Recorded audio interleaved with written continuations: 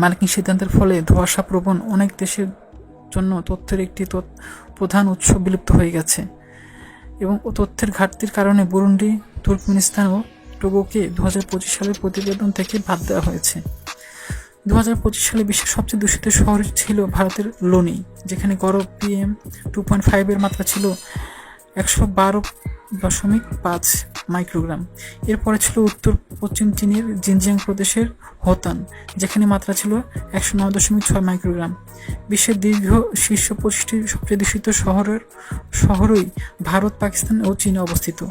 2025 সালে বিশ্বের মাত্র 14% শহর বিশ্ব স্বাস্থ্য সংস্থার মানদণ্ড পূরণ করতে পেরেছে, যা এক বছর আগের 17% থেকে কম। এর কারণ হলো কানাডার দাবানলের ফলে যুক্তরাষ্ট্র এবং এমনকি ইউরোপ পর্যন্ত PM2.5 এর মাত্রা বেড়ে গেছে। 2025 সালে মানদণ্ড পূরণকারী দেশগুলোর মধ্যে ছিল অস্ট্রেলিয়া, আইসল্যান্ড, এস্তোনিয়া ও পানামা। প্রধানত আর্দ্র ও ঝড়ো লা নিনা আবহাওয়ার কারণে লাওস, কম্বোডিয়া এবং ইন্দোনেশিয়া এসব দেশেই আগের বছরের তুলনায় PM2.5 এর পরিমাণ উল্লেখযোগ্যভাবে হ্রাস পেয়েছে। মঙ্গোলিয়ায় গড় ঘনত্ব 31% কমে প্রতি ঘনমিটারে 17.8 মাইক্রোগ্রাম নেমে এসেছে।